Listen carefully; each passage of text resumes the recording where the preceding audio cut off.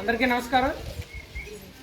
ఆంధ్రప్రదేశ్ రాష్ట్రంలో ఎన్డీఏ ప్రభుత్వం ఏర్పడి నేటికి 100 రోజులు అయిన సందర్భంగా గౌరవనీయులు ఆంధ్రప్రదేశ్ రాష్ట్ర ముఖ్యమంత్రి వర్యులు మరియు ఆంధ్రప్రదేశ్ రాష్ట్ర ఉప ముఖ్యమంత్రి వర్యుల సారథ్యంలో జోడిట్ల బండి 100 రోజులు కార్యక్రమం చాలా విజయవంతంగా పూర్తి చేశారు.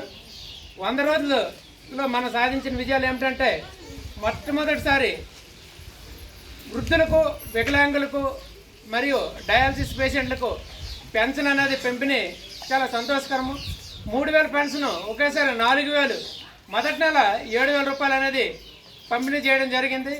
అలాగే ముఖ్యంగా రైతులకు ఈరోజు మనకి పాస్ పుస్తకాలు ఏవైతే ఉన్నాయో వాటి మీద ప్రభుత్వం రాజముద్రకు బదులు గత ప్రభుత్వం ముఖ్యమంత్రి ఫోటోలు ప్రచురించి రాజకీయ నాయకుల ఫోటోలు పాస్ పుస్తకాల్లో వేసింది. మన 1B అడంగల్ కాపీల పైన కూడా వాళ్ళ తాలుగా ఫోటోలను ముద్రించింది. ఆ ల్యాండ్ టైటిలింగ్ యాక్ట్ అనేది రద్దు చేసి మన చంద్రబాబు నాయుడు గారి గవర్నమెంట్ ఎన్డీఏ కూటమిలోపు ఆ విధానాన్ని రద్దు చేసి రాజముద్రతోనే పాస్ పుస్తకాలను రిలీజ్ చేసింది. అలాగే నిరుద్యోగ యువతి యువకులకు డిఎస్సి అనేది మెగా డిఎస్సి తీసి వారికి ఎన్నో ఆశలను చిగుర్చేలా చేసింది. అలాగే మనకి ప్రతి ఒక్క ఉద్యోగి కూడా 1వ నెల జీతం అందేలా కృషి చేస్తుంది. గతంలో చూసుకుంటే 1వ నెల కాదు కదా, 2-3 నెలలు, 3 నెలలు, 4 నెలలు అయినా సరే జీతం నెలసరికి వచ్చేది కాదు. కానీ ఈ ప్రభుత్వం 100 రోజుల్లోపే 1వ తారీఖుకి జీతం అందేలాగా సక్రమంగా చేస్తుంది.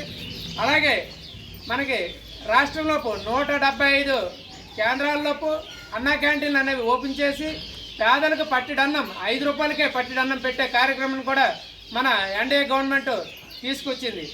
అలాగే ల్యాండ్ టైటిలింగ్ యాక్టు, అలాగే మనకి వచ్చిన భారీ వర్షాలలో విజయవాడ నగరం అతలాకుతలమైతే చాలా విజయవంతంగా సక్సెస్ఫుల్గా వరదల నుంచి ప్రజలకు సురక్షిత ప్రాంతాలకు తరలింపు కావచ్చు, ఆ వరదల నుంచి ప్రజలకు ఎటువంటి ఇబ్బందులు కూడా పాల్పడకుండా గురవ్వకుండా సహాయక చర్యలు కావచ్చు ఎంత సమర్థవంతంగా ఎదుర్కొంది. కాబట్టి ఈ ఆంధ్రప్రదేశ్ గవర్నమెంట్ శ్రీ నారా చంద్రబాబు నాయుడు గారి సారథ్యంలోపు, అలాగే నరేంద్ర మోడీ గారి సారథ్యంలోపు, అలాగే డిప్యూటీ సీఎం పవన్ కళ్యాణ్ గారి సారథ్యంలోపు విజయవంతంగా ఈ 100 రోజుల్లోపు ఇన్ని విజయాలు సాధించింది. ఇంకా మా గవర్నమెంట్ ఏదైతే హామీలు ఇచ్చిందో అవన్నీ కూడా సాధించేందుకు ఇంకా మనకు 5 సంవత్సరాల కాలంలో ఇవన్నీ కూడా పూర్తి చేసి ప్రజలకు మరింత చేరువేయాలా మనము ఉద్యోగులు కావచ్చు, నాయకులు కావచ్చు, ప్రజలు కావచ్చు, ప్రజాప్రతినిధులు కావచ్చు మరింత విజయాల్ని ప్రజలకు అందించాలి. అలాగే ఎవరైతే సమస్యలు ఎదుర్కొంటున్నారో వారి యొక్క సమస్యలు తీర్చేందుకు కూడా ఉద్యోగులు, నాయకులు, కార్యకర్తలు అందరూ ముందుగా ఉండాలి.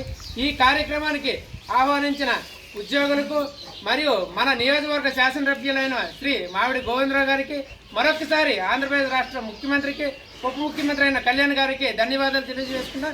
జై హింద్.